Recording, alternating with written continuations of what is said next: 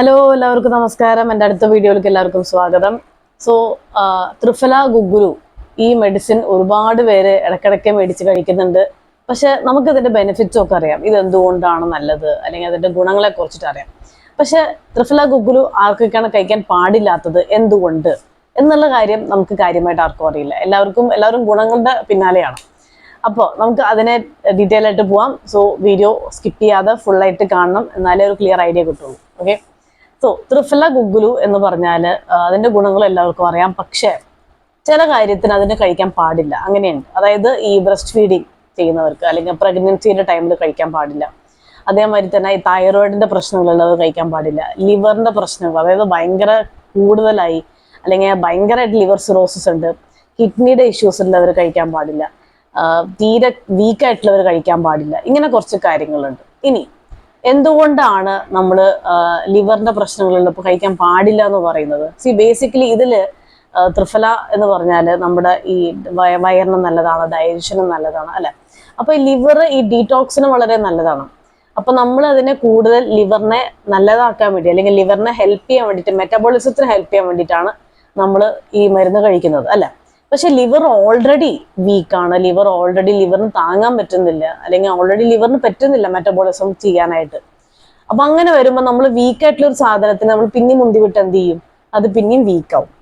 അപ്പം അങ്ങനെയുള്ള സിറ്റുവേഷൻസിൽ നമ്മൾ കൊടുത്തു കഴിഞ്ഞാൽ അത് നമ്മുടെ പ്രശ്നങ്ങൾ കൂടുകയുള്ളൂ.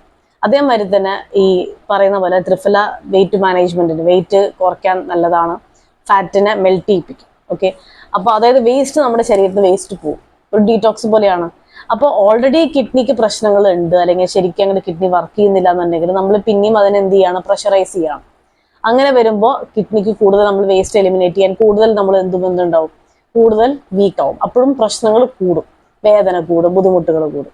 പിന്നെ ഹൈപ്പർ അസിഡിറ്റി, ഭയങ്കരമായിട്ട് അസിഡിറ്റി ഉണ്ട്, സാധാരണ ഗ്യാസ് അല്ല, ഭയങ്കര അസിഡിറ്റി ഒക്കെ ഉണ്ടെങ്കിൽ അങ്ങനെ ഉള്ളവർക്കും നമുക്കിത് എന്ത് ചെയ്യാൻ പാടില്ല, ത്രിഫല കഴിക്കാൻ പാടില്ല.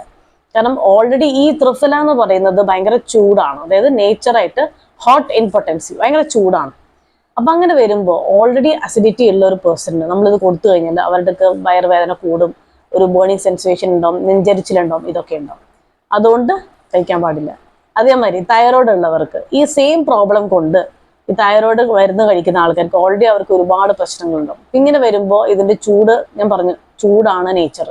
അപ്പോൾ ഇവരുടെ ഹാർട്ടിന്റെ പാൽപിറ്റേഷൻ കൂടും അല്ലെങ്കിൽ വല്ലാണ്ട് കുറയും.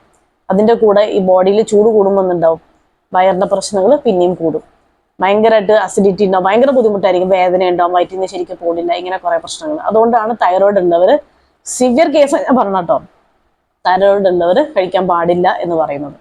പിന്നെന്ന് വെച്ചാൽ ഞാൻ നേരത്തെ പറഞ്ഞ മാതിരി ഇതൊരു ഡീടോക്സ് മെഡിസിൻ ആണ്, അതായത് വയറ്റിൽ നിന്ന് പോകാൻ ഒരു ലാക്സേറ്റീവ് ആണ്, വയറ്റിൽ നിന്ന് പോകാൻ ഒരുപാട് ഹെൽപ്പ് ചെയ്യും. പക്ഷെ ഓൾറെഡി വീക്ക് ആയിട്ടുള്ളൊരു പേഴ്സൺ ആണെങ്കിലോ, ഓൾറെഡി വീക്കാണ്, അവർ ക്ഷീണമുണ്ട്, തീരെ പറ്റുന്നില്ല, അങ്ങനെയുള്ളവർക്കും ത്രിഫല കഴിക്കാൻ പാടില്ല എന്ന് പറയാം. ബിക്കോസ് അവർ കൂടുതൽ വീക്കാവും. പിന്നെ ബ്രസ്റ്റ് ഫീഡിങ്ങും പ്രഗ്നൻസി ടൈമിൽ നമ്മൾ കഴിക്കുന്ന മെഡിസിൻ ആണെങ്കിൽ അത് സ്ട്രോങ് മെഡിസിൻ ആണ്. ബേസിക്കലി ത്രിഫല എന്ന് പറഞ്ഞാൽ സ്ട്രോങ് മെഡിസിൻ ആണ്, ഒരു ലാക്സേറ്റീവ് ആണ്. അപ്പോൾ ഒബ്വിയസ്ലി നമ്മൾ പ്രഗ്നൻസി ടൈമിലും ബ്രസ്റ്റ് ഫീഡിങ് സമയത്തും കഴിക്കാൻ പാടില്ല എന്നതാണ്. സോ ഇതാണ് ബേസിക്കലി. ഇനി ഇതാണ് ത്രിഫലയുടെ മെയിൻ കാര്യങ്ങൾ. പിന്നെ ചില മരുന്നുകൾ ഞാൻ പറയാറുണ്ട്, ഇതിന് മുമ്പത്തെ വീഡിയോയിൽ ഇട്ടിട്ടുണ്ട്. അതായത് ചില മരുന്നുകൾ നമ്മൾ പറയും ഭക്ഷണത്തിന് ശേഷം കഴിച്ചാൽ മതി. അത് എന്തുകൊണ്ടാണ് അങ്ങനെ പറയണം? ത്രിഫല നമുക്ക് ഭക്ഷണത്തിന് ശേഷം കഴിക്കാൻ നോ പ്രോബ്ലം. പക്ഷെ അത് എന്തുകൊണ്ട് അങ്ങനെ പറയുന്നതെന്ന് വെച്ചാൽ, വെറും വയറ്റിൽ ചില മെഡിസിൻസ് കഴിച്ചാൽ നമുക്ക് ഗ്യാസ്ട്രിക് ഇറിറ്റേഷൻ ഉണ്ടാവും, നമുക്കൊരു വയറിൻ്റെ ഒരു വേദന, ഒരു ബുദ്ധിമുട്ടുകൾ ഇങ്ങനെയൊക്കെ ഉണ്ടാവും. അതുകൊണ്ടാണ് ചില മരുന്നുകൾ നമ്മൾ ഭക്ഷണത്തിന് ശേഷം നമ്മൾ കഴിക്കുന്നത്. അങ്ങനെ എന്തെങ്കിലും ഇഷ്യൂസ് ഉണ്ടെങ്കിൽ ഉടനെ നിങ്ങൾ ആരാണോ കൺസൾട്ട് ചെയ്യുന്നത് ആ ഡോക്ടർക്ക് നിങ്ങൾ ചോദിക്കും. ഓക്കെ, അതിനൊന്നും നമ്മൾ ഡോക്ടറെ വിളിച്ച് ചോദിക്കാൻ ഒരു മടിയും കാണിക്കരുത്. പലവരും അങ്ങനെ ചെയ്യുന്നില്ല, അതുകൊണ്ടാണ് ഞാൻ പറയുന്നത്. പിന്നെന്ന് പറഞ്ഞാൽ ഈ ത്രിഫലയുടെ ഗുണങ്ങൾ ഓൾറെഡി അറിയാം, എന്നാലും അത് നീര് കുറയ്ക്കാൻ ഒരുപാട് സഹായിക്കും. ഈ ത്രിഫല ഗുഗ്ഗുലു എന്ന് എൻഡ് ചെയ്യുന്ന ഏത് മെഡിസിൻ ആണെങ്കിലും ഇൻഫ്ലമേഷന് വളരെ നല്ലതാണ്, നീര് കുറയ്ക്കാൻ ഒരുപാട് ഹെൽപ്പ് ചെയ്യും, ഡീടോക്സ് ആണ്, വെയിറ്റ് കുറയ്ക്കാൻ ഒരുപാട് സഹായിക്കും, നമ്മുടെ ഫാറ്റിനെ മെൽറ്റ് ചെയ്യാനുള്ളൊരു കഴിവുണ്ട്. പിന്നെ അത് ഈ പറഞ്ഞ മാതിരി ദീപനപാചനമാണ്, അതായത് വയറിന് ഒരുപാട് ഹെൽപ്പ് ചെയ്യും, ഡൈജഷന് ഒരുപാട് ഹെൽപ്പ് ചെയ്യും. പിന്നെ ഈ പറഞ്ഞ മാതിരി ജോയിന്റ് പെയിൻ, എല്ലാ വേദനയ്ക്കും നമുക്കത് കൊടുക്കാം. ഓക്കെ, ജോയിന്റ് പെയിൻ അല്ലെങ്കിൽ ഒരു വേദന വന്നു അല്ലെങ്കിൽ ഒരു കഴപ്പ് വന്നു, ഇതിനൊക്കെ ത്രിഫല വളരെ നല്ല മെഡിസിൻ ആണ്. സോ ഇതൊക്കെയാണ് ത്രിഫലയുടെ മെയിൻ കാര്യങ്ങൾ. Okay, so don't forget, triphala ചില കാര്യത്തിൽ കഴിക്കണ്ട എന്ന് പറയുന്നതിന്റെ കാരണങ്ങളാണ് ഞാൻ ഇതിൽ പറയുന്നത്. അപ്പോൾ കൂടുതൽ സംശയങ്ങളുണ്ടെങ്കിൽ കമന്റ് ബോക്സിൽ കമന്റ് ചെയ്യുക, ഓർ പേഴ്സണലായിട്ട് ചോദിക്കുക.